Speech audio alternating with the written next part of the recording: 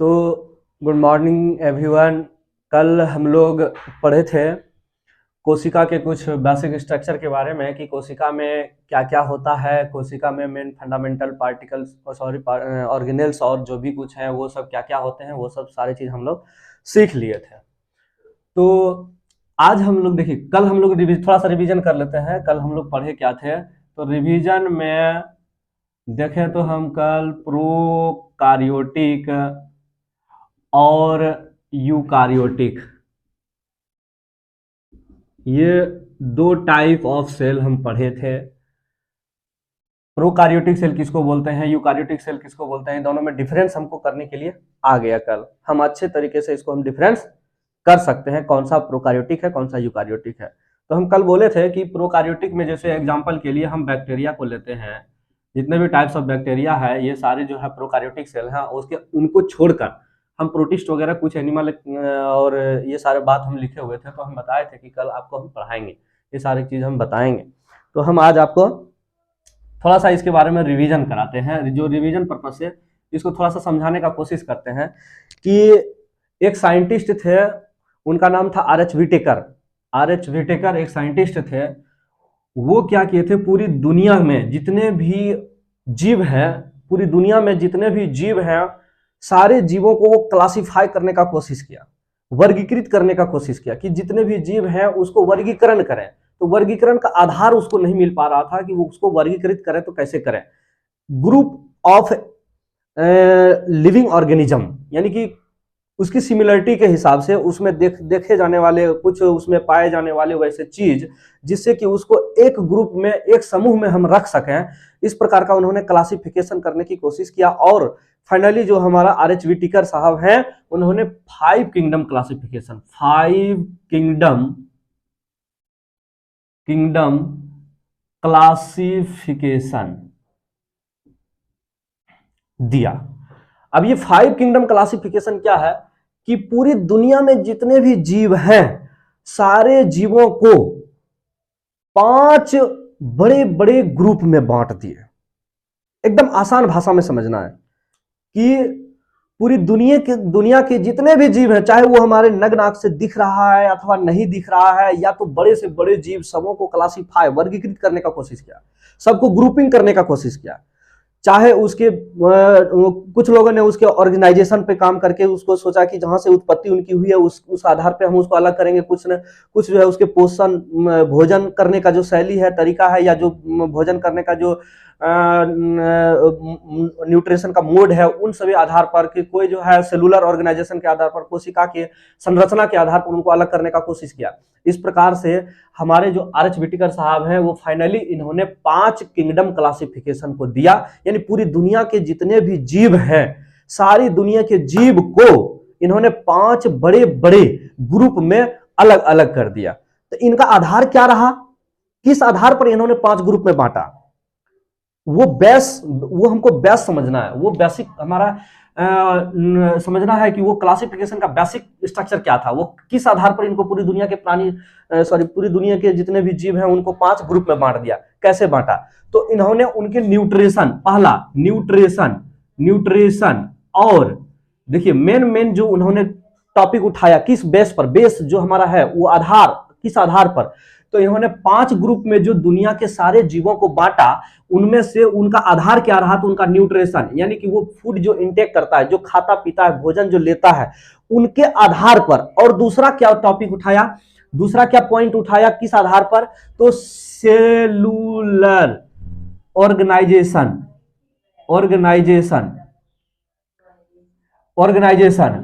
ठीक है, ये सेलुलर ऑर्गेनाइजेशन के आधार पर। पहला क्या था, न्यूट्रिशन के आधार पर। ये दो, न्यूट्रिशन मतलब पोषण, न्यूट्रिशन माना पोषण, यानी वो भोजन जो करता है, किस प्रकार का भोजन करता है, ठीक है। दूसरा जो पॉइंट है वो कौन सा पॉइंट है, सेलुलर ऑर्गेनाइजेशन, मतलब अगर उसमें अगर कोई भी जीव तो बिना कोशिका के बनेगा नहीं। हम तो कल ही पढ़े, पिछले क्लास में हम देखे कि जो भी जीव बनेगा वो उसमें हर प्रकार के, हर कुछ हो ना हो, उनके पास कोशिका तो होगा ही, तभी तो वो लिविंग थिंग्स जीव कहलाएगा। हम कल पढ़े हैं जीव कहलाने के लिए उनके पास लिविंग थिंग्स सेल होना जरूरी है ना।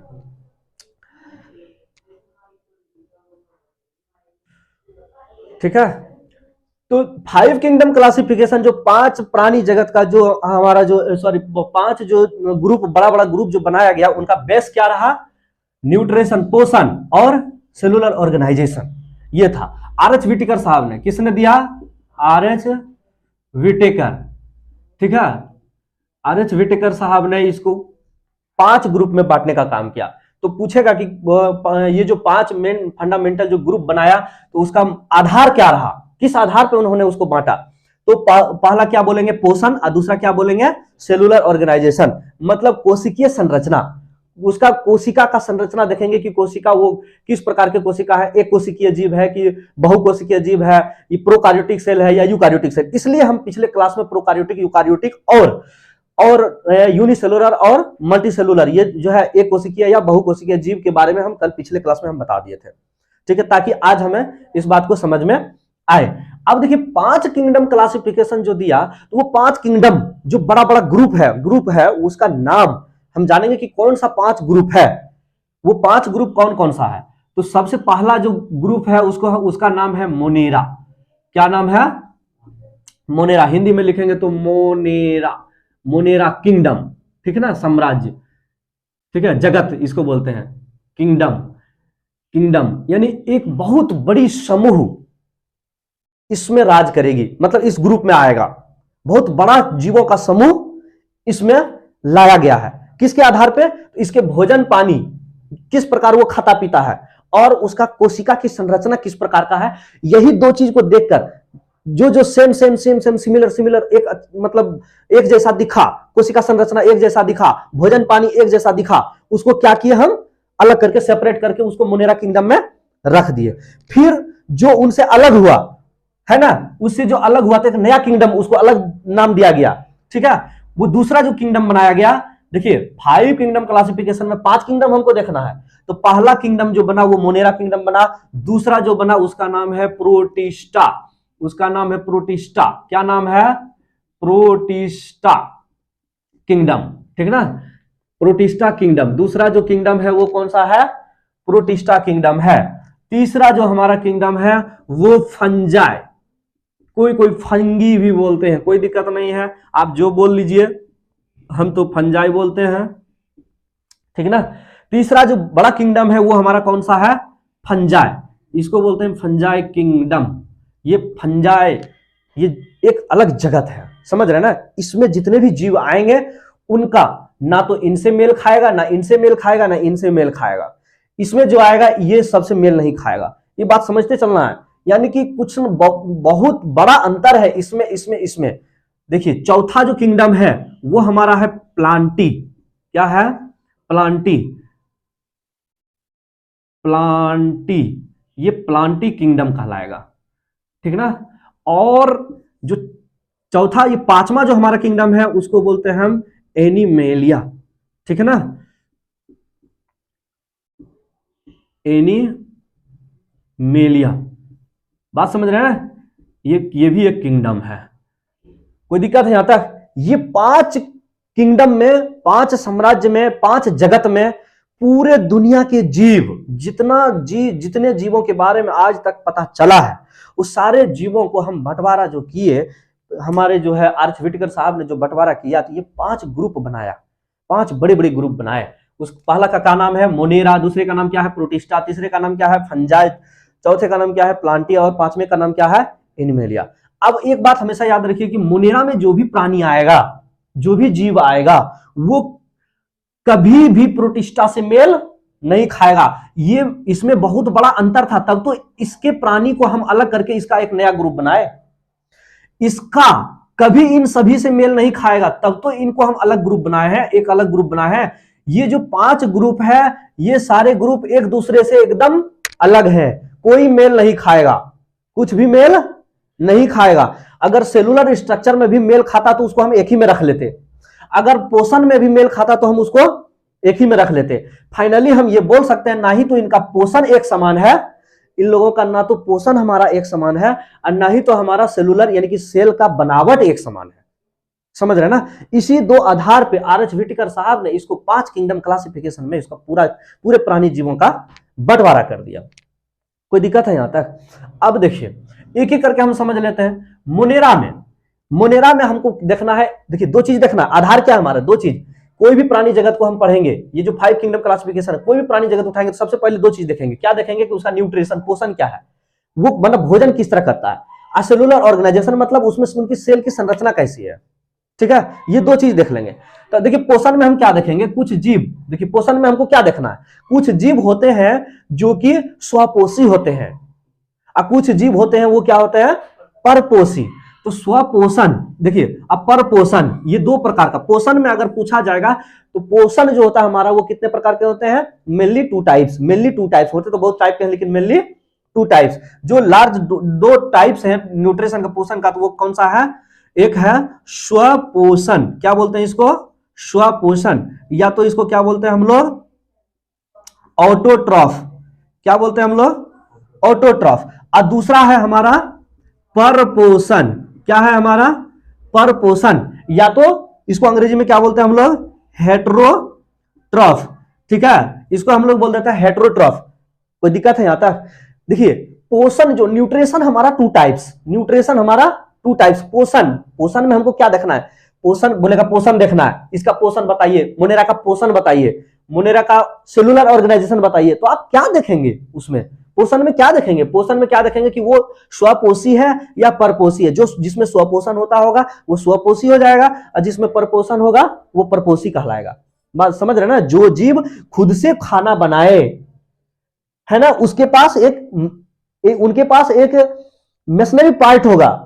बात समझ रहे हैं? उस कोशिका के, उनके कोशिका, ये जीव जो होगा, कुछ जीव हैं जिनके पास खुद से खाना बनाने की प्रॉपर्टी होती है, क्षमता होती है। उनके पास एक स्पेशल मेशनरी पार्ट होता है जिससे कि वो खुद से खाना बना लेता है। जैसे पौधों को किसी के ऊपर आश्रित होने की जरूरत नहीं है, वो आप पे डिपेंडेंट है नहीं, ऑटोमेटिक नेचुरल सनलाइट लेता है, नीचे से मिनरल्स लिया, वाटर लिया, और उसकी पत्तियों में जो क्लोरोप्लास्ट है वो एक्टिव हो जाती हैं, और एक्टिव हो जाने के बाद वो क्या होता है, अपना खाना ऑटोमेटिक बनके रेडी हो जाता है, और उसके बाद फिर वो फ्लोएम के माध्यम से अपने सभी जगह सारे पार्ट में अपना खाना भेज देती है। बात समझ रहे हैं ना? वो स्वपोषी हो गया, उसको हम बोल देंगे स्वपोषी। इनके पास अपना सिस्टम है, अपना क्या है, सिस्टम है। सिस्टम मतलब उसके पास कुछ टेक्निक है, समझ रहे हैं ना, कुछ खुद से खाना बनाने का है ना, वो किसी के ऊपर डिपेंडेंट नहीं रहेगा। इसके पास जो सिस्टम है, ठीक है, वो सिस्टम से ऑलरेडी वो अपने खुद से खुद खाना बना लेगा। लेकिन परपोषी क्या होता है, ये हेटेरोट्रॉफ क्या होता है, ये इसके पास ये वाला सिस्टम, ये मेशनरी पार्ट नहीं होता है, ये मेशनरी पार्ट नहीं होता है। जैसे हम बोले थे ना स्वपोषण में, एग्जांपल के लिए प्लांट, पौधा में क्या होता है, इसमें क्लोरोप्लास्ट होता है ना, ये क्या कर लेता है, वो सनलाइट को एब्जॉर्ब करके नीचे से मिनरल्स, वाटर वगैरह लेके और फूड मटेरियल को लेके, है ना, कार्बन डाइऑक्साइड गैस को लेके और खाना बना के फ्लेम के द्वारा पूरे बॉडी में भेज देता है। ये सिस्टम है इनके पास। बात समझ रहे हैं? बट परपोषी जो है, परपोषी वाला जितने भी जीव हैं, इनके पास ये सिस्टम नहीं है। जब ये सिस्टम नहीं होगा तो वो तो किसी ना किसी पर डिपेंडेंट रहेगा, बना बनाया हुआ भोजन लेगा। वो तो खुद से भोजन बना नहीं सकता है, नहीं ना। जब भोजन नहीं बना सकता है तो उसको कहीं ना कहीं स्वपोषी पर डिपेंडेंट रहना पड़ता है। जैसे हम ही लोग मान लेते हैं, हम ही लोग हैं, है ना, हम ही लोग हैं, दूसरे पर हेटेरोट्रॉफ है हम लोग खुद से खाना, हमारा शरीर बना सकता है, हमारा शरीर खुद से खाना बना सकता है। अब ये मत समझिए कि सर हमारे रूम में चूल्हा है, हमारे घर में किचन में चूल्हा है और चावल है, ये सब है, दिस दैट, ये दाल वगैरह जो भी है, हम लोग तो खुद से खाना बना लेते हैं। तो वो खुद से खाना बनाना नहीं हुआ, वो खुद से खाना नहीं बनाना हुआ, वो खुद से खाना इसलिए नहीं बनाना हुआ कि हम कोशिका पे पढ़ रहे हैं, हम लोग क्या पढ़ रहे हैं, बायोलॉजी का प्रोसेस पढ़ रहे हैं, ठीक है ना। बायोलॉजी के प्रोसेस में हम किसी भी जीवों के कोशिका के बारे में हम पढ़ रहे हैं। क्या आपका कोशिका खुद से खाना बनाने के कैपेबल है? नहीं ना। आप अपने शरीर से बाहर के जीवों पर डिपेंडेंट है कि नहीं है? आप अपने शरीर, अपने सेल, अपने बॉडी का जो ऑर्गन है, पार्ट्स हैं, जो भी हैं, क्या उसके ऊपर खुद पर आश्रित रह के खुद से सनलाइट में बैठ के क्या आप अपना भोजन बना सकते हैं? ऑक्सीजन लेके खुद से भोजन बना सकते हैं? नहीं। सनलाइट, ऑक्सीजन, ये सब हमारा जो है हमारे बॉडी को मदद भले करेगा, लेकिन खुद से खाना बनाने के लिए कैपेबल नहीं करेगा।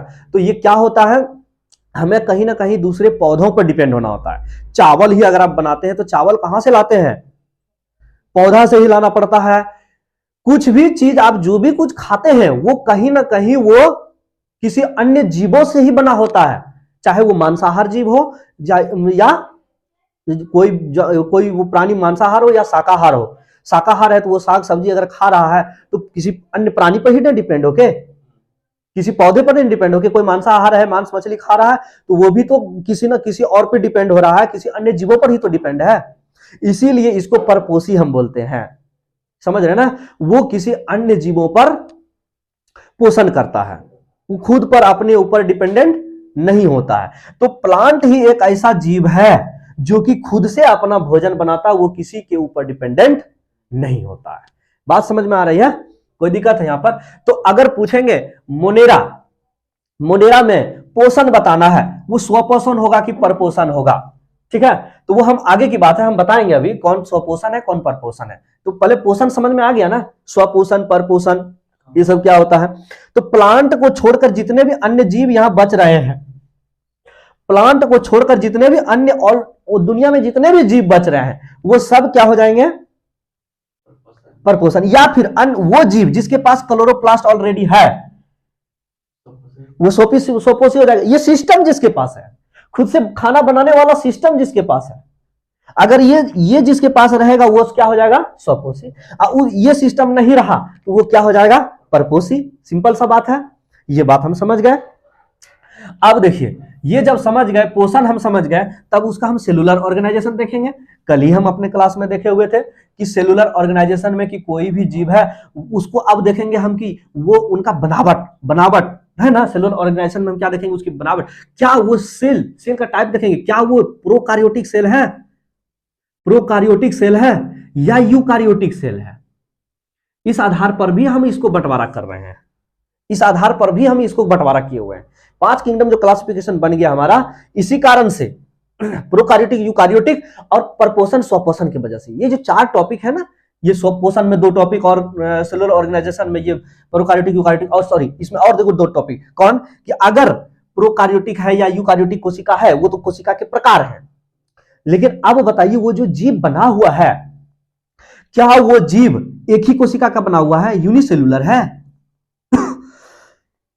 क्या वो जीव एक ही कोशिका का बना हुआ है या वो जीव बहुकोशिकीय है? बहुकोशिकीय मतलब उनका शरीर एक नहीं, एक से अधिक कोशिकाओं का बना हुआ है, ये भी देखना है हमको। तो उसको हम क्या बोलते हैं? मल्टीसेलुलर। ठीक है, मल्टीसेलुलर में हम कल ही पढ़े थे कि मल्टीसेलुलर में बहुत सारे कोशिका मिलकर क्या बनाता है? टिश्यू। और टिश्यू मिलकर, बहुत सारे टिश्यू मिलकर क्या बना लेता है? ऑर्गन अंग। और ऑर्गन अंग मिलकर क्या बना लेता है? बॉडी। ये मल्टीसेलुलर में होगा। यूनिसेलुलर में क्या होगा? नहीं, ये तो खुद ही एक अकेला ही जीव है और उस जीव में एक ही को कोशिका ही है ना। बात समझ पा रहे हैं हमारा? यूकार्योटिक प्रोकार्योटिक समझ रहे हैं? वैसी कोशिका जिसमें कि न्यूक्लियस वेल डेवलप हो, जिसमें न्यूक्लियस वेल डेवलप हो, हमारा mitochondria, Golgi body, endoplasm reticulum, lysosome, ये सारे चीज प्रेजेंट हो, सारे सेल ऑर्गेनेल प्रेजेंट हो, ऑल फंक्शनिंग हो, सारा अच्छे से क्रिया कर रहा हो, तो इसको हम बोल देंगे यूकार्योटिक सेल, है ना, है ना। अब प्रोकार्योटिक में हम क्या बोल देंगे? वैसी कोशिकाएं जिसमें कि न्यूक्लियस वेल डेवलप नहीं हो, डीएनए छितिर बितिर जैसे मन तैसे उसका पड़ा हुआ है ना। बात समझ रहे हैं? उसमें राइबोसोम प्रेजेंट होगा, न्यूक्लियस प्रेजेंट नहीं होगा, मतलब डीएनए प्रेजेंट होगा, आरएनए प्रेजेंट होगा और राइबोसोम प्रेजेंट होगा। बाद बाकी जितने भी यूकार्योटिक में और सभी चीज प्रेजेंट होता है, यहाँ पे एब्सेंट हो जाएगा, है ना। ये चीज हम कल ही पढ़ लिए थे पिछले लेक्चर में। अब देखिए, ये 2 देखिए यहाँ पे पोषण में ऑटो है ना, ऑटो और हेटेरो, ये 2 पॉइंट पढ़े ना हम अभी। ऑटोट्रॉपिक मतलब जो खुद से खाना बना लेता है, हेटेरोट्रॉपिक जो दूसरे पर डिपेंडेंट होता है। ये 2 पॉइंट सेलुलर ऑर्गेनाइजेशन से ये 2 पॉइंट प्रोकार्योटिक यूकार्योटिक, और ये 2 पॉइंट यूनिसेलुलर बॉडी का बनावट। ये क्या है? बॉडी का बनावट है ना, ये बॉडी का स्ट्रक्चर, बॉडी का बनावट। जो बॉडी बनेगा वो यूनिसेलुलर होगा कि मल्टीसेलुलर होगा? एक कोशिकीय है कि बहुकोशिकीय। ये जो 6 पॉइंट है, इसी 6 पॉइंट के आधार पे हम इसको 5 ग्रुप में बांटे हुए हैं। कैसे, अभी समझ में आ जाएगा। देखिए अभी समझ में आएगा। हम सबसे पहले शुरू कर लेते हैं मोनेरा से, ठीक है। इसके बाद हम पता चल जाएगा। देखिए मोनेरा किंगडम में हम किसको रखे हुए हैं, जरा ध्यान से देखिए। मोनेरा किंगडम में किसको रखा गया है? मोनेरा में सारे इसमें प्रोकार्योटिक, जितने भी प्रोकार्योटिक, देखिएगा ध्यान से पढ़िएगा, समझिएगा। मोनेरा किंगडम में जितने भी प्रोकार्योटिक, इसमें यूकार्योटिक को जगह ही नहीं दिया गया है, समझ गए। इसमें ऐसे ग्रुप को, ऐसे सारे जीवों को लाया गया, वैसे सारे जीवों को लाया गया जो कि दूसरे का नहीं, प्रोकार्योटिक। उनका कोशिका का संरचना कैसा है? प्रोकार्योटिक। न्यूक्लियस डेवलप नहीं है, डीएनए प्रेजेंट है, आरएनए प्रेजेंट है। बात समझिएगा, डीएनए प्रेजेंट है, आरएनए प्रेजेंट है, राइबोसोम प्रेजेंट है, सेल बना हुआ है, सेलुलर मेम्ब्रेन है ना, सेल का मेम्ब्रेन है, बट उसमें माइटोकॉन्ड्रिया नहीं मिलेगा, उसमें जो है एंडोप्लाज्मिक रेटिकुलम नहीं मिलेगा, उसमें जो है ये सारे जितने भी अन्य सारे ऑर्गेनेल्स था, जो छोटे मशीनरी पार्ट था जो कि सेल को रेगुलेट करता था, वो सारा चीज नहीं है। इसको हम बोलते हैं नॉट वेल डेवलप्ड सेल, यानी कि ये पूर्ण रूप से डेवलप सेल नहीं है, ना तो न्यूक्लियस ही डेवलप है उसमें, प्रोकार्योटिक सेल। मोनेरा किंगडम में हम किसको रखे हैं? प्रोकार्योटिक। जितने भी प्रोकार्योटिक, और कैसा प्रोकार्योटिक जो भी सेल है ना, वो यूनिसेलुलर है ना। जितने भी प्रोकार्योटिक सेल अब तक याद है वो यूनिसेलुलर। यूनिसेलुलर क्या लिख देते हैं हम? यूनिसेलुलर। ये यूनिसेलुलर मतलब एक कोशिकीय जीव कैसा होना चाहिए? एक कोशिकीय, एक कोशिका का जीव होगा और प्रोकार्योटिक कोशिका होगा। देखिए क्या लिखेंगे? एक कोशिकीय, हिंदी में थोड़ा आकार हर्षिकार में हमारे प्रॉब्लम हो सकता है। एक कोशिकीय और क्या? यूनिसेलुलर मतलब एक कोशिकीय, प्रोकार्योटिक मतलब जिसमें कि जो कि सेल डेवलप नहीं हुआ है। यूनिसेलुलर प्रोकार्योटिक है ना, प्रोकार्योटिक। ये सेल, ऐसी कोशिका वाला जितने भी जीव होगा उसको हम मोनेरा किंगडम में रखेंगे। मोनेरा किंगडम में कैसा जीव रहेगा? जिनका कोशिका प्रोकार्योटिक और यूनिसेलुलर होगा। अब वो कौन जीव है? ढूंढिए। हम तो पढ़े थे कल ही कि प्रोकार्योटिक में सारा बैक्टीरिया आता है। जितने भी दुनिया में बैक्टीरिया, एक चुटकी मिट्टी अगर आप उठा लेते हैं, एक चुटकी मिट्टी में hundreds of bacteria, may be thousands, एक चुटकी मिट्टी में हंड्रेड्स ऑफ बैक्टीरिया हो सकता है, जीवाणु हो सकता है ना, थाउजेंड्स भी हो सकता है, इसकी कोई गिनती नहीं है। मतलब कितनी संख्या में है। हम आप देखिए, एक कमरा में एक आदमी सोते हैं, है ना, एक आदमी सोते हैं, आप समझते हैं एक कमरा में नीचे कितनी मिट्टी दबी हुई है? कितनी मिट्टी दबी हुई है? एक चुटकी मिट्टी नीचे दबी हुई है। आपका फर्श बना, उसके नीचे जब जाइएगा तो मिट्टी है। जब मिट्टी रहता है तो उसमें देखिएगा कितना सारा मिट्टी है। अब एक चुटकी मिट्टी में हंड्रेड्स ऑफ बैक्टीरिया है, तो समझिए कि आपके कमरा के नीचे में कितना सारा बैक्टीरिया है। अरबों खरबों बैक्टीरिया है आपके कमरे में, समझ रहे हैं ना। आपके कमरे में कहीं इतना बड़ा डाइवर्सिटी है, इतना बड़ा संख्या है, बस हम उसको अपनी आंखों से, नग्न आंखों से हम देख नहीं पाते हैं, जिसके वजह से क्या होता है, हम उसको पहचान नहीं पाते हैं, है ना। यही सब चीज के लिए ना माइक्रोस्कोप का खोज हुआ था, कि छोटे छोटे चीजों को, छोटे छोटे जीवों को देखने के लिए, छोटे छोटे जीव हम उसको देखते हैं, उसको समझ पाते हैं कि अरे बाप रे बाप, इतनी बड़ी दुनिया है उन लोगों का, अपनी दुनिया है, वो लोग अपने से जी रहा है, क्या मस्ती में जीता है, समझ रहे हैं ना। तो अब जब वो छोटे छोटे जीव जो अपनी दुनिया में जी रहे हैं, जब उसको हम समझने का प्रयास करेंगे, तो उसको जब समझते हैं तो उसका जब कोशिका हम देखते हैं, उस बैक्टीरिया का जब कोशिका हम देखते हैं, तो वो प्रोकार्योटिक कोशिका होता है, यानी उसमें न्यूक्लियस डेवलप नहीं होता, डीएनए आरएनए छितिर बितिर पड़ा हुआ है, समझ रहे हैं ना, वो छितिर बितिर पड़ा हुआ है। और वो कैसा कोशिका होता है? यूनिसेलुलर, है ना, यूनिसेलुलर कोशिका होता है, एक कोशिकीय जीव है, समझ रहे हैं ना, एक कोशिकीय जीव है और प्रोकार्योटिक, एक ही कोशिका का बना हुआ, और सेल भी डेवलप नहीं है। इसीलिए मोनेरा किंगडम में सारे बैक्टीरिया को हम इसमें थोप दिए, मोनेरा किंगडम नाम हो गया मोनेरा किंगडम। जैसे कि मान लेते हैं कि शहर, जैसे भागलपुर, पटना शहर में क्या एक एक आदमी का नाम पटना है? नहीं, उसमें बहुत सारे आदमी रहते हैं पटना में, है ना, बहुत सारे लोग रहते हैं भागलपुर में, बहुत सारे लोग रहते हैं गया में, है ना। वैसा ही बस शहर का नाम। उसी प्रकार से ये मोनेरा एक ग्रुप का नाम, बड़ा सा ग्रुप का नाम है मोनेरा। पूछेगा मोनेरा में कौन कौन रहता है, जिस तरह पटना में कौन कौन रहता है, तो ढेर सारा, आपका भी बहुत सारा दोस्त रहता होगा पटना में, तो समझ रहे ना, तो बहुत सारे लोगों का, लाखों लोगों का नाम आएगा। पटना में कौन कौन रहता है तो लाखों लोगों का नाम। उसी प्रकार मोनेरा में कौन कौन रहता है तो लाखों बैक्टीरिया रहते हैं, लाखों टाइप्स ऑफ बैक्टीरिया रहते हैं। समझ रहे ना, सारे बैक्टीरिया को हम इसी में रख दिए। जितना भी एक्सपेरिमेंट में देखा गया सारा बैक्टीरिया कैसा होता है, वो यूनिसेलुलर और प्रोकार्योटिक सेल होता है, यूनिसेलुलर और प्रोकार्योटिक सेल होता है, और सारे बैक्टीरिया को हम इसी में रख दिए। मोनेरा किंगडम का लक्षण क्या है, पूछेगा मोनेरा किंगडम का लक्षण क्या है, तो मोनेरा किंगडम में हम प्रोकार्योटिक, प्रोकार्योटिक और यूनिसेलुलर, प्रोकार्योटिक यूनिसेलुलर, एक कोशिकीय प्रोकार्योटिक कोशिका को वाले जीव जितने भी होते हैं उसको हम किस में रख देते हैं, मोनेरा किंगडम में रख देते हैं। एकदम अच्छा से समझ में आ रहा है ना, कोई दिक्कत है यहाँ पे? तो मोनेरा किंगडम में हम रखते हैं एक कोशिकीय प्रोकार्योटिक जीवों को, जो कि जिसका उदाहरण है हमारे पास बैक्टीरिया।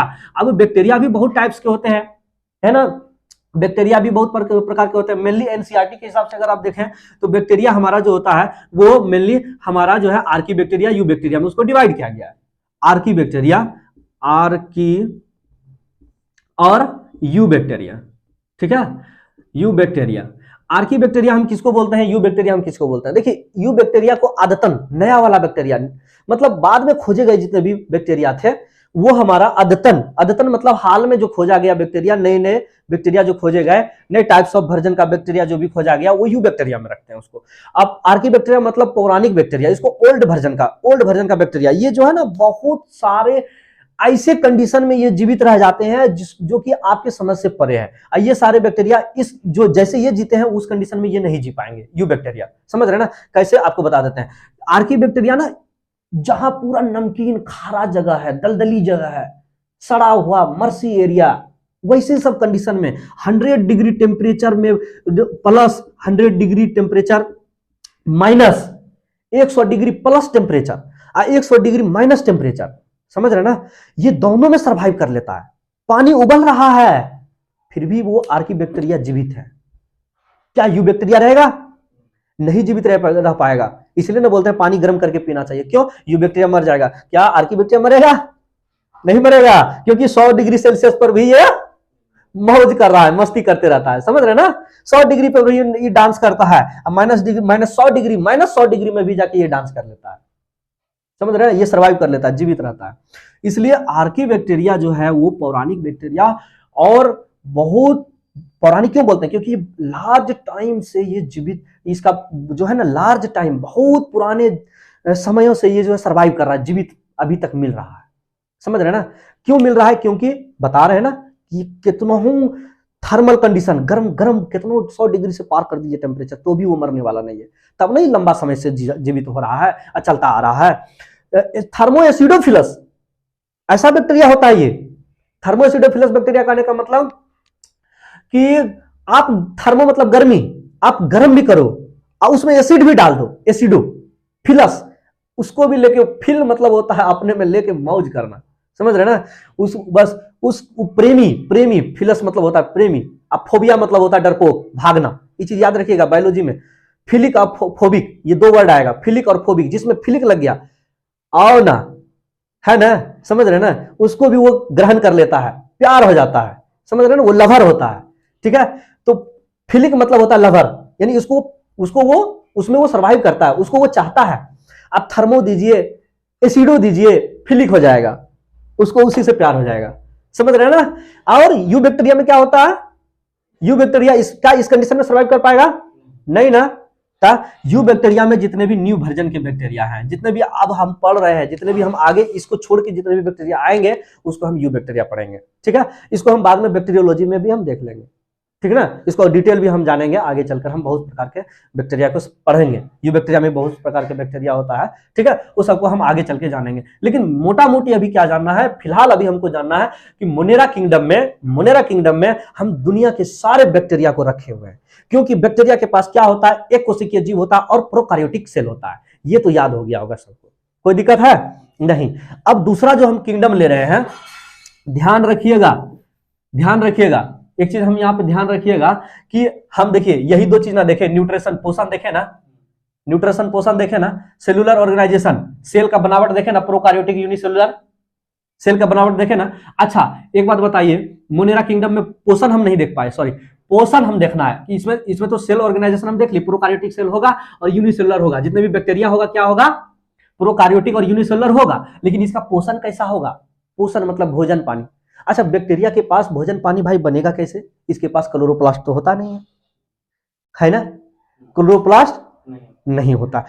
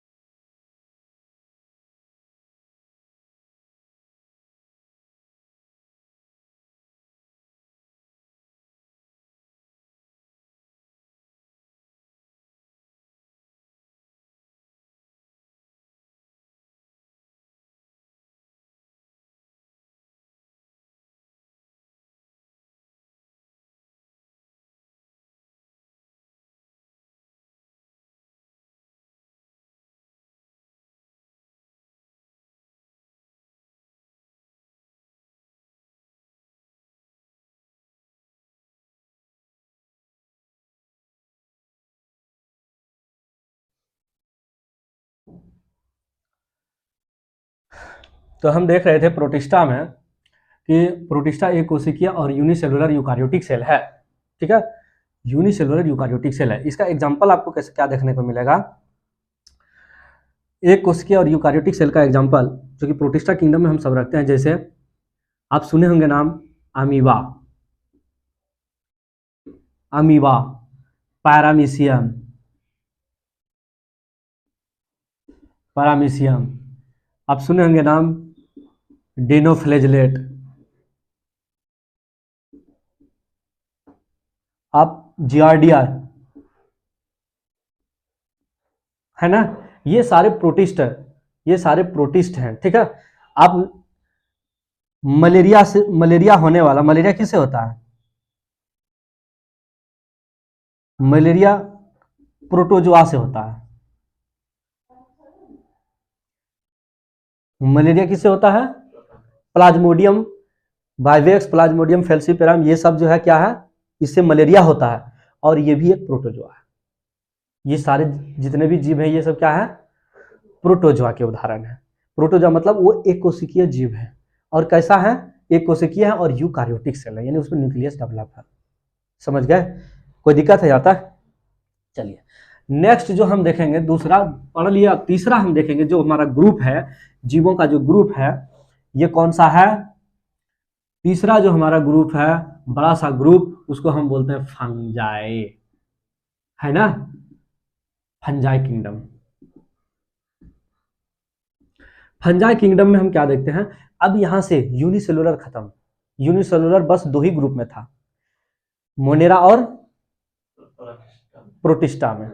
अब यहां से जो हमारा शुरू होगा, जो तो वहां से यहां से हो जाएगा मल्टी सेलुलर, मतलब बहुकोशिकीय जीव स्टार्ट हो गया, मतलब कि एक कोशिका का जीव नहीं है, अब यहां से बहुत कोशिकाओं के मिलकर ये इस जीव का रचना करेगा, मल्टी सेलुलर होगा जीव। कैसा होगा, मल्टी सेलुलर। और यूकारियोटिक, प्रोकारियोटिक मात्र एक मोनेरा, मात्र एक मोनेरा प्रोकारियोटिक, और प्रोटिस्टा में यूकारियोटिक यूनिसेलुलर। जब फंजाई हम पहुंचेंगे तो यहाँ पे क्या हो जाएगा, मल्टी सेलुलर प्लस यूकारियोटिक। अब यूकारियोटिक ही रहेगा सब यहाँ, क्योंकि इसमें सारे चीज पाए जाएंगे, इनकी जितनी भी कोशिकाएं होंगे उसमें सारे चीज पाए जाएंगे, ठीक है। तो मल्टी सेलुलर होगा और यूकारियोटिक होगा, ठीक है। इसको हम, इस ग्रुप को हम बोलेंगे फंजाई ग्रुप। इसके एग्जांपल्स आपको जितने भी रस्ट हैं, है ना, रिंग वार्म जो आपके शरीर में होता है, रिंग वार्म जितना होता है ना, आप जो वो रस्ट, रिंग वार्म, ETC, ये सब जितने भी हैं, ये सब क्या हो जाएगा, इसमें आपका फंजाई में आ जाएगा। आप लोग जो मशरूम यूज करते हैं, मशरूम, वो भी क्या है, फंजाई, वो भी मशरूम शब्द क्या है, फसरूम, मशरूम जो है वो क्या है, तो ये भी एक फंजाई का एग्जांपल है।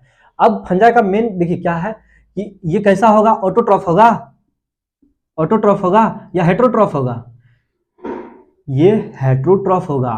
कैसा होगा, ऑटोट्रॉफ नहीं होगा, क्योंकि इनके पास खुद से खाना बनाने का सिस्टम नहीं है। इसलिए मशरूम देखते हैं ना, प्लांट के जैसा होता है, लेकिन वो ऐसे जमीन में बो दीजिएगा तो मशरूम नहीं होगा, उसके लिए आपको कुछ सड़ा गला चीज देना ही पड़ेगा, या तो कुछ ना कुछ उसको सड़ाना ही पड़ेगा। जब तक आप सड़ाइएगा नहीं तो उससे निकला हुआ वो जितने भी मटेरियल है उसको वो क्या करता है, एब्जॉर्ब करता है, वो उसका वो बना बनाया हुआ भोजन पे ये काम करता है। अब बना बनाया हुआ भोजन पे ये जीवित रहता है। बात समझ रहे ना, ये फंजाई किंगडम हो गया, ठीक है। इससे आगे वाला किंगडम, इससे आगे वाला जो चौथा किंगडम है हमारा, वो कौन सा किंगडम है, प्लांटी। वो हमारा कौन सा किंगडम है, प्लांटी। प्लांटी किंगडम में क्या है कि वो क्या है, ये भी तो मल्टी सेलुलर होगा, क्योंकि यूनिसेलुलर दो ही में है, मोनेरा और प्रोटिस्टा में। उसके बाद जितने भी होंगे सब बहुकोशिकीय जीव होंगे, तो मल्टी सेलुलर, मल्टी सेलुलर। अब प्लस में यूकारियोटिक तो होगा ही, क्योंकि अब तो यूकारियोटिक सब मिलेगा इधर, यूकारियोटिक होगा। और ऑटोट्रॉफ, यही एक किंगडम है जिसमें कि सारे ऑटोट्रॉफ यानी खुद से खाना बनाने का काम करता है। यही एक ऐसा जीव का समूह है, ग्रुप है या किंगडम जगत है जिसमें कि खुद से ये लोग आपस में खाना खुद से अपना तैयार करता है, ऑटोट्रॉफ है ये, ठीक है। यही सबसे अलग डिफरेंट है, प्लांट किंगडम ही सबसे अलग है जो कि खाना बनाने का काम करता है, जैसे algae, bryophyta, pteridophyta, gymnosperm, angiosperm, ये सारे समूह है प्लांट के। आगे हम पढ़ेंगे, ठीक ना, आगे जब हम क्लास में जाएंगे तो ये सब पढ़ेंगे। बस अभी हम क्या कर रहे हैं, सिर्फ इंट्रोड्यूस करा रहे हैं, इसे परिचित करा रहे हैं कि प्लांटी जो होता है वो कैसा होता है, उनका कोशिका बहुकोशिकीय होता है और यूकार्योटिक यानी कि सारा वेल डेवलप्ड न्यूक्लियस वगैरह सब कुछ होता है। इसका एक एक्स्ट्रा फीचर क्या है कि ये ऑटोट्रॉफ होता है। ये क्या होता है, स्वपोषी होता है, ये परपोषी नहीं होता। इसको छोड़कर जितने भी जीव हैं वो सब क्या होते हैं, परपोषी होते हैं, ऑटोट्रॉफ है। इसके अलावा में इसके कोशिका में देखिएगा सेल में सेल वॉल होता है। क्या होता है, सेल वॉल, जो कि सेलुलोज का बना होता है। खैर फंजाई, इनसे पहले जो फंजाई पढ़े थे उसमें भी सेल वॉल होता है, लेकिन उसमें जो सेल वॉल होता है वो किस प्रकार का सेल वॉल होता है, कैटिन, है ना। सब में पीछे जाइएगा प्रोटिस्टा में भी सेल वॉल होगा, और उसके पहले जाइएगा तो मोनेरा में भी सेल वॉल होगा, लेकिन सभी में सेल वॉल क्या होता है, डिफरेंट डिफरेंट। बैक्टीरिया में सेल वॉल ग्लाइकोप्रोटीन का होता है, ठीक है, ग्लाइकोप्रोटीन का। बैक्टीरिया में सेल वॉल किस तरह होता है, ग्लाइकोप्रोटीन का, ठीक है। उसी प्रकार से प्लांटी में किस प्रकार का सेल का सेल वॉल किस तरह का होता है, सेल के ऊपर में कवच होता है, जिससे कि उसको उस कोशिका को बचाने का कोशिश किया जाता है, क्षमता क्या उसके पास होता है, सेलुलोज का बना होता है, ठीक है। जिस कोशिका के पास जितना अधिक सेलुलोज होगा उतना अच्छा कोशिका होगा, है ना। इसलिए जिस लकड़ी में जितना अधिक सेलुलोज होगा उतना अच्छा पेपर बनेगा, कागज बनेगा। इसलिए सेलुलोज जितना अधिक होगा उतना अच्छा उस क्वालिटी का पेपर बनता है, समझ रहे ना। तो सेलुलोज पे डिपेंड करता है। और उसके नेक्स्ट में हमारा जो प्लांटी किंगडम के बाद हमारा जो किंगडम है वो कौन सा है, एनिमेलिया। वो कौन सा है, एनिमेलिया किंगडम में जितने भी मूवमेंट करने वाले जीव हैं, मल्टी सेलुलर, यूनिसेलुलर नहीं, मूवमेंट तो यूनिसेलुलर भी कर रहा है, बैक्टीरिया भी एक जगह से दूसरे जगह जा रहा है, लेकिन क्या हम उसको यहाँ पे रखेंगे, नहीं, क्योंकि वो यूनिसेलुलर है, एक कोशिकीय। लेकिन अब यहाँ पे क्या हो जाएगा, मल्टी सेलुलर मतलब बहुकोशिकीय है। ये क्या है, एनिमेलिया जो है बहुकोशिकीय जीव है, और बहुकोशिकीय और यूकारियोटिक तो होगा ही, क्योंकि प्रोकारियोटिक सिर्फ हमारा प्रोटिस्टा में है। एनिमेलिया किंगडम जो होगा मल्टी सेलुलर यूकारियोटिक, और इनके पास सेल वॉल रहेगा क्या, नहीं, नो सेल वॉल नहीं रहेगा। अगर सेल वॉल रहता तो हम भी गाछ की तरह हार्ड हो जाते, है ना, ऐसा नहीं है, ठीक है। जितने भी इधर के जितने भी चलने फिरने वाले जीव हैं सब मल्टी सेलुलर, चलने फिरने वाला मूवमेंट करता है, ये मल्टी सेलुलर है और यूकारियोटिक है। कोई दिक्कत है यहाँ तक। तो हम देखें ना, आर एच व्हिटेकर जो दिए हुए थे, आर एच व्हिटेकर साहब जो हमारा दिए हुए थे क्लासिफिकेशन, जो 5 किंगडम क्लासिफिकेशन दिया हुआ था वो सब समझ गए। उनका मोड ऑफ न्यूट्रिशन क्या था, उसका मोड ऑफ न्यूट्रिशन क्या था वो भी जाने, उनका बेसिस किस बेसिस पे उन्होंने अलग अलग किया वो भी हम जाने, उनका सेलुलर ऑर्गेनाइजेशन को हम समझ गए। इस प्रकार से कोई दिक्कत है यहाँ नहीं ना। 5 किंगडम कौन कौन, पूरी दुनिया में जितने भी जीव हैं उसके 5 किंगडम कौन कौन, Monera, protista, fungi, Plantae, animalia, 5 kingdom है। मोनेरा में कौन किस प्रकार के जीव रखेंगे, मोनेरा में यूनिसेलुलर एक कोशिकीय और प्रोकारियोटिक एक कोशिकीय, प्रोकारियोटिक जो भी होगा उसको हम मोनेरा में रख देंगे। प्रोटिस्टा में हम किसको रख देंगे, प्रोटिस्टा में एक कोशिकीय रहेगा लेकिन प्रोकारियोटिक नहीं, यूकारियोटिक, ठीक है। और फंजाई में क्या रहेगा, अब यहाँ बहुकोशिकीय, एक कोशिकीय नहीं, अब ये बहुकोशिकीय हो गया, ठीक है, बहुकोशिकीय यूकारियोटिक।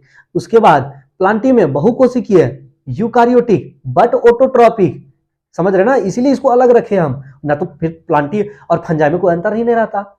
वो तो परपोषी है, फंजाई हमारा परपोषी है, लेकिन पौधा उनसे अलग है, वो क्या है, स्वपोषी है ना। अब 5वां हमारा एनिमेलिया, इसमें क्या है, ये परपोषी है, मल्टीसेलुलर है और यूकारियोटिक सेल है, ठीक है।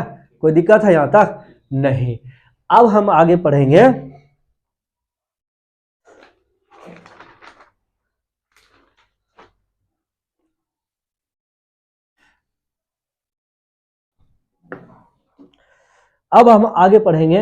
कि कोशिका जो था, कोशिका में हम देखे थे कि कोशिका में क्या होता है, सेल ऑर्गेनेल होता है। क्या होता है, सेल ऑर्गेनेल, मतलब कोशिका के अंदर में उनके छोटे छोटे मशीनरी पार्ट होते हैं। कल ही हम लोग पढ़े थे ना कि कोशिका के अंदर में, एक कोशिका के अंदर में क्या होता है, मशीनरी पार्ट होता है, बीच में न्यूक्लियस होता है और छोटा छोटा, जैसे कि ये हमारा हो गया माइटोकॉन्ड्रिया, ये हो गया हमारा, ये हमारा हो गया एंडोप्लाज्मिक रेटिकुलम, इधर हमारा हो गया गोल्जी कॉम्प्लेक्स, ये दाने दाने जो होगा उसको बोलते हैं हम, दाने दाने टाइप का स्ट्रक्चर मिलेगा उसको बोलते हैं हम राइबोसोम। ये सारा चीज आपको देखने को मिलेगा। वोक्यूल छोटा को मिलेगा, है ना, प्लांट में बड़ा वोक्यूल मिलेगा। ये सारा चीज आपको देखने को मिलता है, ठीक है। अच्छा, हम कल पढ़ाए थे, कल हम बताए थे कि सबसे पहले कोशिका को किसने देखा था। तो सबसे पहले कोशिका को जिसने देखा था उसका नाम क्या था, रॉबर्ट हुक। रॉबर्ट हुक ने जो कोशिका को देखा वो कैसा कोशिका था, वो एक मृत कोशिका था। कैसा था, मृत, क्योंकि उन्होंने कॉर्क सेल में देखा था। कॉर्क सेल उसको बोलते हैं जो कि कांच के बोतल में जो ढक्कन उस टाइम में बनता था तो वो कॉर्क कहलाता था, और वो लकड़ी का बना होता था, ठीक है। तो वो लकड़ी की सेल, वो डेड सेल, वो मृत कोशिका को देखा था, और उन्होंने उसको सेलुली नाम रखा था, क्योंकि वो सेल एक जालीनुमा रचना उसको दिखा था कि ऐसे ऐसे करके स्ट्रक्चर बना हुआ है मधुमक्खी के छत्ता के अनुसार, ठीक है। और इसलिए उन्होंने, रॉबर्ट हुक ने इसका नाम सेलुली रखा हुआ था। सेल टाइप के, सेल मतलब एक सेल सेल सेल सेल इस तरह करके नाम रखा हुआ था, ठीक है। उसके बाद देखिए जीवित कोशिका को किसने देखा, देखिए ये मृत कोशिका को उन्होंने देखा, किसने, तो रॉबर्ट हुक ने, ठीक है। तो जीवित कोशिका, लिविंग, पहली बार लिविंग सेल, लिविंग सेल तो किसने देखा, तो एंटनी वॉन लीवेनहॉक, इसका नाम आएगा Antony van Leeuwenhoek. Antony van Leeuwenhoek एक साइंटिस्ट थे, उन्होंने पहली बार क्या, जीवित लिविंग ऑर्गेनिज्म को कहां से देखा, कैसे देखा, तो वो माइक्रोस्कोप पे देख रहे थे कुछ, ठीक है। देखते देखते बारिश हो रही थी बाहर में, तो उनको लगा ना कि थोड़ा सा बारिश के पानी को देखते हैं इसमें कैसा दिखने में लगेगा, थोड़ा इंटरेस्ट, एक अलग इंटरेस्ट लगेगा देखने में। तो बारिश के पानी को जैसा ही इसी करके स्लाइड पे लाया और उस माइक्रोस्कोप पे लगा दिया, तो उन्होंने क्या देखा कि उसमें कुछ एक डिफरेंट टाइप के जीव दिख रहे हैं जो कि चल फिर रहे हैं, मूवमेंट भी कर रहे हैं, है ना, कुछ मूवमेंट उसमें उसमें उसको मूवमेंट दिखा। तो बोला कि ये क्या है भाई, तो उसको बढ़िया से जब स्टडी किया तो पता चला कि ओ यही तो बैक्टीरिया है, समझ रहे ना, ये बैक्टीरिया है, समझ रहे हैं। उसने सूक्ष्म जीव को देखा, उसमें क्या हुआ, सेल को देखा, कोशिका को देखा। पहली बार लिविंग जीवित कोशिका को किसने देखा, एंटनी वॉन लीवेनहॉक। किसमें देखा, तो कैसे देखा, तो बारिश के पानी में देखा, ठीक है।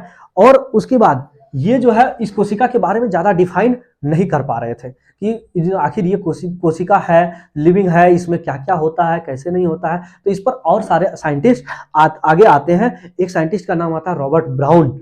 रॉबर्ट ब्राउन ने क्या देखा इस कोशिका के बारे में, जब आगे एक साइंटिस्ट का नाम आता है, उसका नाम क्या है, रॉबर्ट ब्राउन, ठीक है।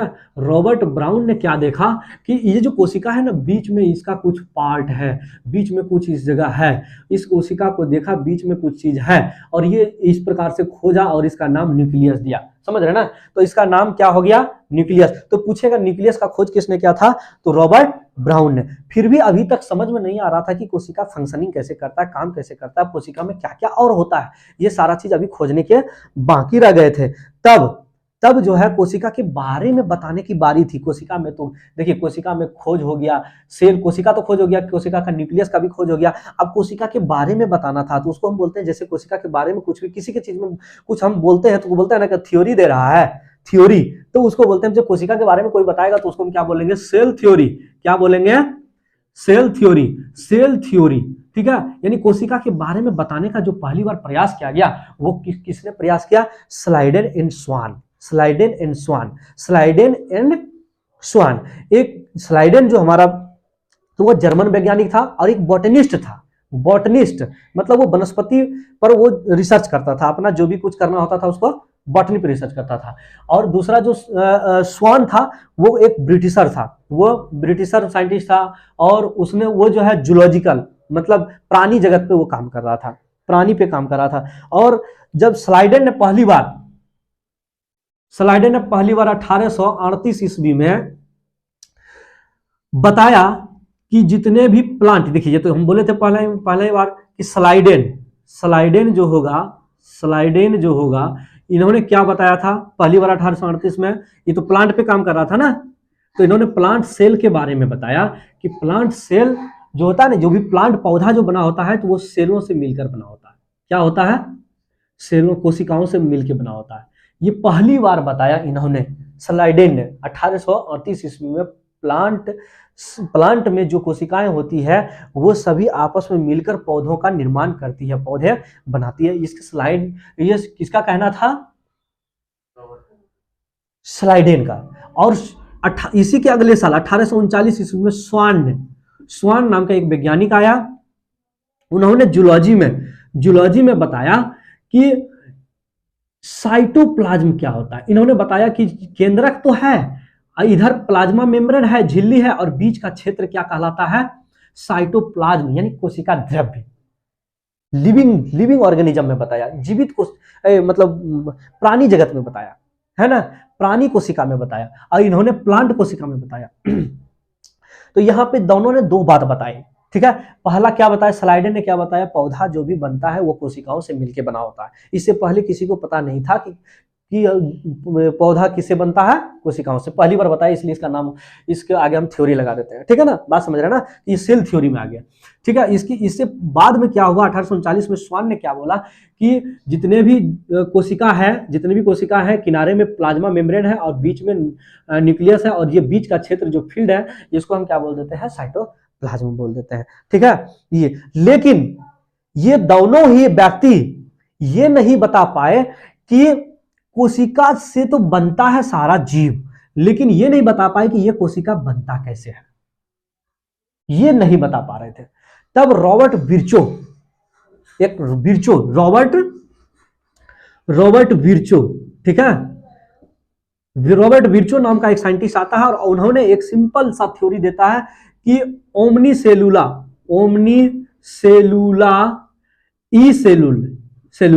ठीक है, ई सेलुली, ये जो एक थ्योरी देता है, और इसमें क्या लिखता है कि एक कोशिका विभाजित करके दो नए कोशिकाओं का निर्माण करती है।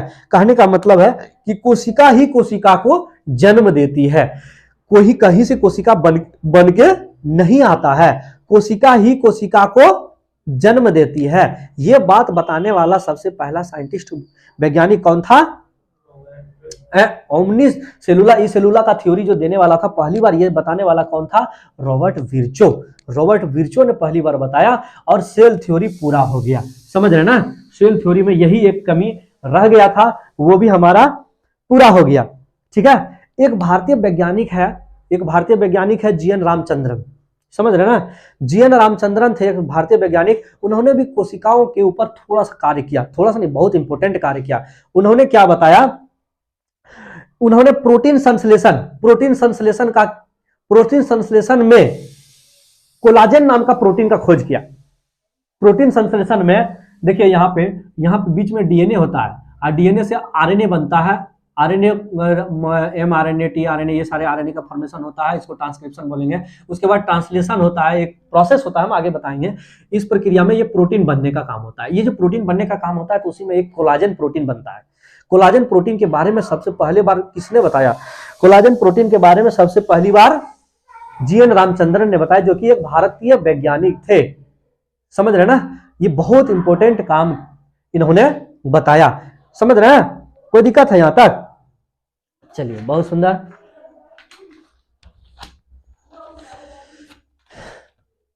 अब देखिए,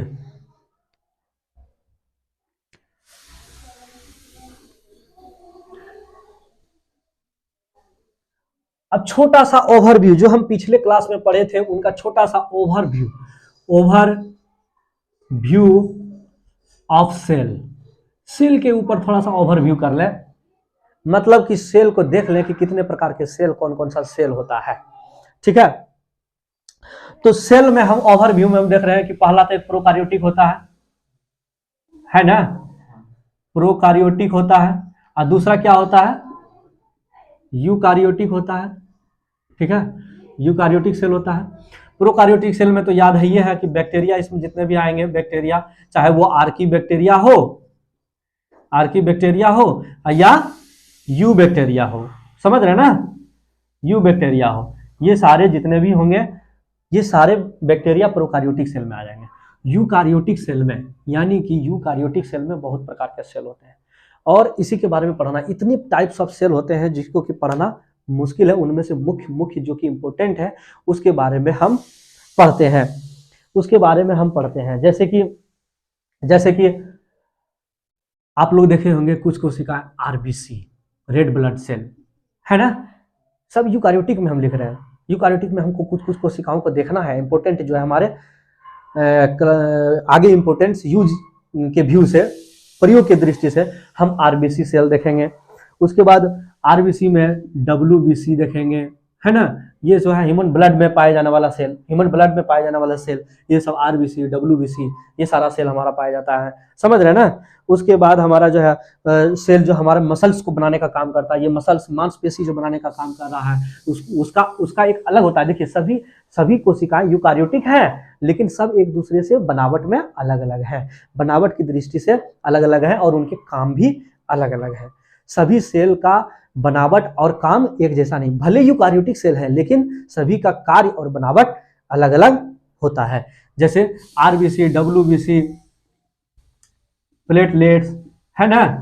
उसके बाद आपका जो है एग सेल, है ना, एग जिसको ओवम बोलते हैं, ओवम सेल, एग का काम अलग है, बनावट अलग है ना। स्पर्म सेल ये सब का कार्य बनावट अलग अलग है, ठीक है। न्यूरॉन सेल ये इसका कार्य और बनावट अलग होता है, इसके कार्य भी कुछ अलग होते हैं, ठीक है। ये सारे चीज आपको हमको देखने को मिलेगा। मसल्स सेल, ठीक है, मसल्स सेल मांसपेशी बनाने का काम, है ना। मसल्स सेल, ये सब मसल्स सेल, ये सारे सेल जो है अलग टाइप के सेल होते हैं, जो कि हमें अलग अलग, देखिए सेल सब तो यूकार्योटिक ही है, लेकिन ये आरबीसी का बनावट, उनकी क्रियाएं अलग होती हैं, डब्ल्यूबीसी की बनावट, उनके काम अलग होते हैं, प्लेटलेट्स की बनावट, उनके काम अलग होते हैं, एग सेल की बनावट, काम अलग होते हैं, स्पर्म सेल बनावट, काम अलग होते हैं, न्यूरॉन सेल, मसल सेल, ये सारे सेल के बनावट और काम अलग अलग होते हैं। बात समझ रहे हैं ना। सबसे बड़ा सेल, सबसे लार्ज सेल, एक चीज पूछे आपको, एक सिंपल सा क्वेश्चन है, मुर्गी के अंडे में कितने सेल होते हैं? मुर्गी के अंडे में कितने सेल होते हैं? मुर्गी के अंडे में कितने सेल होते हैं? बस करेक्ट। किसी का भी अंडा हो, चाहे मानव का अंडा हो, ह्यूमन का अंडा हो, ओवम होता है ना, ओवरी में ओवम बनने का काम होता है, ओवम हो या तो फिर मुर्गी का अंडा हो, बत्तख का अंडा हो, किसी का भी अंडा हो, या ऑस्ट्रिच मतलब शुतुरमुर्ग, इसका अंडा क्यों ना हो, सब में एक ही वो कोशिका होता है, समझ रहे ना। हम लोग सोच रहे होंगे कि इतना बड़ा अंडा होता है, इतना मुर्गी का अंडा इतना बड़ा होता है तो इसमें बहुत सारे कोशिका होंगे, हम तो पढ़े हैं कोशिका बहुत छोटी छोटी होती है, ऐसा नहीं है, कोशिका बड़ी भी होती है। अंडा किसी का एक जो सिंगल अंडा अनफर्टिलाइज जो एग है वो सिंगल सेल है, वो सिंगल सेल ही है, समझ रहे ना। तो ऑस्ट्रिच शुतुरमुर्ग का अंडा सबसे बड़ा अंडा होता है। हम बोले हैं कि अंडा ही सबसे बड़ा कोशिका, ये वो एक ही कोशिका का बना होता है। जब एक कोशिका का अंडा है, शुतुरमुर्ग का अंडा इतना बड़ा होता है, बम नहीं है ना, इतना बड़ा। तो यहां से वो दिमाग में आया बात कि सबसे बड़ा कोशिका तो शुतुरमुर्ग का अंडा, और सबसे छोटा कोशिका स्मॉलेस्ट सेल, स्मॉलेस्ट सबसे छोटा कोशिका तो माइकोप्लाज्मा, इसी का एक माइकोप्लाज्मा ग्रुप है, बैक्टीरिया का ग्रुप है, इसमें बहुत प्रकार के इनके जाति हैं। माइकोप्लाज्मा तो उनके एक हेडिंग हुआ, इसमें बहुत प्रकार जाति है। इसी में एक पीपीएलओ है ना, पिल्यूरोलाइक निमोनिया, देखिए पिल्यूरो निमोनिया लाइक ऑर्गेनाइजेशन, समझ रहे ना, ऑर्गेनिज्म, पी से पिल्यूरो, आप निमोनिया PNU से लिखते हैं, इसलिए पी इसका शुरू वाला वर्ड लिए हैं, ठीक है, लिख देते हैं pleuropneumonia PNUMO, pneumonia like like organism, ठीक है। ये जो है पिल्यूरो निमोनिया लाइक ऑर्गेनिज्म, ये जो है माइकोप्लाज्मा के जाति के है। ये जो हमारा बैक्टीरिया है सबसे छोटा स्मॉलेस्ट सेल, समझ रहे ना, पीपीएलओ, इसको क्या बोलते हैं, पीपीएलओ, समझ रहे ना। इसको हम क्या बोलते हैं, इसको हम जोकर सेल्स भी का भी नाम दिया जाता है। जोकर सेल्स इतना छोटा होता है, ये किसी भी रूप में आ जाता है। जोकर देखते हैं ना, कभी जो है टोपी लगा के आया, कभी जो है कुछ पहन के आया, कभी कुछ पहन के, कभी काजल लगा के आ गया, है ना। तो क्योंकि जोकर सेल्स हमारा जो होता है वो कभी अपना भेष बदलते रहता है, ठीक है। तो सेम उसी प्रकार से ये भी अपना भेष बदलते रहता है, पीपीएलओ जो है हमारा बेस बदलते रहता है। माइकोप्लाज्मा क्या प्रजाति का है? माइकोप्लाज्मा जानते हैं, माइकोप्लाज्मा से आप लोग परिचित हैं। माइकोप्लाज्मा जो है ना डिजीज काउजेज है, ये बैक्टीरिया है, स्मॉलेस्ट सेल है, बैक्टीरिया है, समझ रहे ना। इसे आप लोग माइकोप्लाज्मा को आप आगे पढ़ेंगे, माइकोप्लाज्मा के बारे में आप पढ़ेंगे कि माइकोप्लाज्मा जो है ना ये डिजीज काउज करता है, जैसे कि ट्यूबरकुलोसिस टीबी जिसको बोलते हैं, माइकोप्लाज्मा की प्रजाति का बैक्टीरिया उसी से अफेक्टेड हो जाता है आदमी, और उसके बाद क्या होता है, वो क्या होता है, वो बीमारी हो जाता है, वो बीमारी कहलाता है, इससे अफेक्टेड हो जाता है तो वो बीमारी हो जाता है, उसको बोलते हैं ट्यूबरकुलोसिस टीबी बीमारी बोलते हैं। या तो फिर माइकोप्लाज्मा का एक प्रजाति और माइकोप्लाज्मा लैप्री है ना, जिसको लेप्रोसी हो जाता है, उसके ऊपर वो बैक्टीरिया क्या करता है, इन्फेक्ट कर देता है ना, और उसके बाद क्या होता है, वो लेप्रोसी का रूप ले लेता है। ठीक है, ये सब माइकोप्लाज्मा, ये सब छोटा स्मॉलेस्ट सेल है, ये सब क्या है, स्मॉलेस्ट सेल, कहीं भी चला जाएगा, वो बॉडी के अंदर में विसरल ऑर्गन में भी चला जाता है, लंग्स में हो गया तो लंग्स टीबी हो गया, समझ रहे ना, लिवर टीबी हो जाएगा, समझ रहे ना, इंटेस्टाइन में भी जा सकता है, कहीं भी जा सकता है, बोन में चला गया, बोन में हो जाएगा, समझ रहे ना। तो माइकोप्लाज्मा से ये बोन में कहीं भी जा सकता है, स्मॉलेस्ट सेल है ना, हम पहली बार बता रहे हैं, कहीं भी घुस सकता है, आपकी कोशिकाओं के बीच में घुस के उड़ा जाता है। इसीलिए तो बोला जाता है कि टीबी एक ऐसा बीमारी है ना कि वो दब जाएगा लेकिन खत्म नहीं होता, बहुत क्योंकि उसका माइकोप्लाज्मा इतना छोटा सेल होता है ना, उसकी बैक्टीरिया इतना छोटा होता है, इनका इतना छोटा सेल होता है कि वो कहीं भी जाके इंटरगैप में भी, आपका इंट्रासेलुलर स्पेस होता है वहां पे भी जाके बैठ जाता है, समझ रहे ना। आप दो सेल के कोशिकाओं के बीच में भी जाके वो क्या होता है, अपना जगह बना लेता है, इसीलिए जो है ये इतना इंपॉर्टेंट है, समझ रहे ना। कोई दिक्कत है? सबसे बड़ा कोशिका, सबसे बड़ी कोशिका कौन सी कोशिका, ऑस्ट्रिच का अंडा, और सबसे छोटी कोशिका माइकोप्लाज्मा, सबसे छोटा जीव पीपीएलओ माइकोप्लाज्मा फैमिली का है, समझ रहे ना, उसी के ग्रुप का है, ठीक है।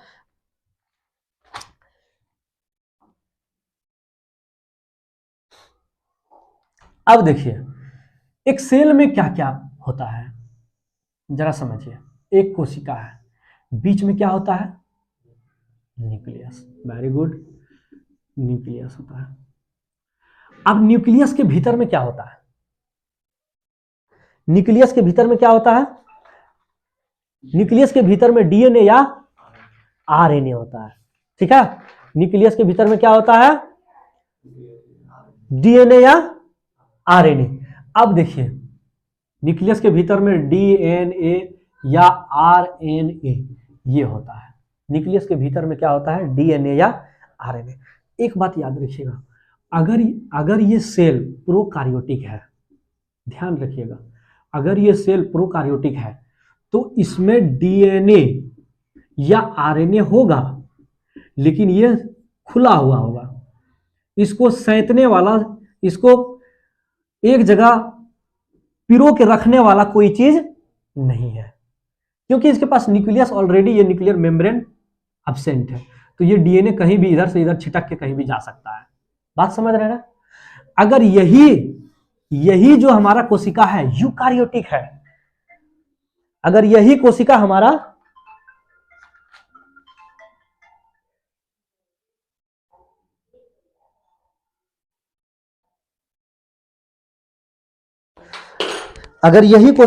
क्या है, यूकारियोटिक है, जब यही हमारा कोशिका यूकारियोटिक हो जाएगा तो यहां पे न्यूक्लियर मेम्ब्रेन होगा, यानी न्यूक्लियस के ऊपर एक न्यूक्लियर मेम्ब्रेन झिल्ली होता है, ठीक है। अब झिल्ली क्यों होता है, अगर मोटा परत हो जाए तो इसे क्या दिक्कत है, झिल्ली क्यों होता है, झिल्ली इसलिए होता है कि झिल्ली ना परमिएबल होता है, परमिएबल मतलब कुछ चीज को आने और जाने देता है, ठीक है ना, परमिएबल होता है, यहां से कुछ चीज निकलेगा जहां से, यानी कि अगर जो डेंस होगा, यहाँ कुछ ज्यादा चीज होगा तो वो बाहर निकलेगा, जरूरत होगा इनको तो यहाँ, अगर जो चीज यहाँ ज्यादा होगा तो वो चीज अंदर में जा सकता है, लेन देन कर सकता है, इसलिए झिल्ली होता है वो, समझ रहे ना, झिल्ली होता है ताकि भीतर के चीज को बाहर भी नहीं आने देगा और थोड़ा सा लेन देन भी कर लेगा, तो इसको हम बोलते हैं न्यूक्लियर मेम्ब्रेन। न्यूक्लियस के पास क्या होता है, न्यूक्लियर मेम्ब्रेन। अब भीतर में जो डीएनए होगा, अगर यूकारियोटिक सेल है तो भीतर में जो मेम्ब्रेन होगा, झिल्ली होगा भीतर में, तो उसके अंदर में जो डीएनए होगा वो क्या होगा, वो डीएनए एक धागे में पिरोया हुआ होगा, यानी कि वो डीएनए एक बांधा हुआ होगा, है ना। जिस तरह हम लकड़ी के गट्ठर को, लकड़ी बहुत सारी लकड़ी को हम इधर उधर छितर बितर ना हो उसके लिए हम एक रस्सी से उसको बांध देते हैं, उसी प्रकार से सारे डीएनए को बांधने का काम करता है, सारे डीएनए को बांधने का काम करता है। तो यहाँ पे जैसे बांधने का काम किया तो एक हिस्टोन प्रोटीन, क्या नाम है उसका, हिस्टोन प्रोटीन, ठीक है। ये हिस्टोन प्रोटीन का काम क्या है, ये हिस्टोन प्रोटीन का काम क्या है, डीएनए को बांधने का काम, डीएनए इधर से उधर ना जाए। अब जब बांध के सजा देगा तो ये जो है सजा के एक स्ट्रक्चर तैयार करता है, ये स्ट्रक्चर तैयार करता है, ठीक है। ये स्ट्रक्चर एक तैयार होता है एक्स टाइप के जो स्ट्रक्चर हो रहा है, इसी ये जो है, ये जो धागा बनाया, समझ रहे हैं ना, डीएनए का जो हिस्टोन प्रोटीन से बंध के ये जो धागा बनाया, इसको क्रोमेटिन का धागा बोलते हैं। क्या बोलते हैं, क्रोमेटिन का धागा बोलते हैं। जब क्रोमेटिन का धागा ये बांध के इसमें सिचुएट कर देता है, इसमें क्या करता है, सिचुएट कर देता है और बांध के एक जो है ग्रुप बना लेता है डीएनए का, और इसी को हम बोलते हैं क्या, क्रोमोजोम। जब क्रोमेटिन का धागा सज जाता है, क्रोमेटिन का धागा सज जाता है और बीच बीच में जीन का एक्सप्रेशन होता है, डीएनए के पास जीन भी मौजूद होता है, डीएनए के पास, क्रोमोजोम के पास जीन भी मौजूद होता है। तो याद रखिएगा, डीएनए से क्या, देखिए हिस्टोन, डीएनए में डीएनए प्लस हिस्टोन प्रोटीन, ये हिस्टोन प्रोटीन जो बनेगा, हिस्टोन प्रोटीन, इससे दोनों बंधा के क्रोमेटिन धागा बनाएगा। क्या बनाएगा, क्रोमेटिन धागा। अब ये क्रोमेटिन धागा, इसमें जीनोम है ना, एक जीन एक्सप्रेशन होगा। जब जीन एक्सप्रेशन होगा मतलब इंफॉर्मेशन, बहुत सारे सूचना आपके शरीर के बारे में, आपके कोशिका के बारे में, ये किस प्रकार की कोशिका, इसकी सूचना रखता है जीन। ये क्या होगा, इनके साथ मिलकर ये जो है तब क्या होगा, क्रोमोजोम की रचना करेगा। ये एक क्रोमोजोम, दो क्रोमोजोम, इस तरह करके बहुत सारे क्रोमोजोम का निर्माण करेगा। जैसे एक कोशिका मानव का ले लें, मानव का एक कोशिका में कितना क्रोमोजोम होता है, तो 23 जोड़ा क्रोमोजोम होता है। कितना होता है, 23 जोड़ा, यानी कि 46 क्रोमोजोम होता है। इस प्रकार का क्रोमोजोम कितने होते हैं, 46 क्रोमोजोम होता है, समझ रहे हैं ना। 46 क्रोमोजोम हमारे मानव के एक कोशिका के न्यूक्लियस में 46 क्रोमोजोम होता है। हम क्या बोले, एक कोशिका के न्यूक्लियस में 46 क्रोमोजोम होता है, और प्रत्येक क्रोमोजोम के अंदर में क्या होता है, मटेरियल, डीएनए होता है। डीएनए हिस्टोन प्रोटीन के साथ मिलकर क्रोमेटिन और बना लेता है, क्रोमेटिन जीनोम के साथ मिलकर क्रोमोजोम का निर्माण कर लेता है। यानी कि जीन मिला, यानी इंफॉर्मेशन, सूचना वाली कॉपी है वो। अब ये सेल क्या क्या काम कर सकता है आगे, यही तो बताएगा, जीन ही तो बताएगा आगे क्या करना है। ये 46 क्रोमोजोम में सूचना भरा हुआ है कि आगे हमको क्या करना है। बात समझ रहे ना, ये चीज आपको देखने को मिलेगा क्रोमोजोम में। अब ये 46 क्रोमोजोम जो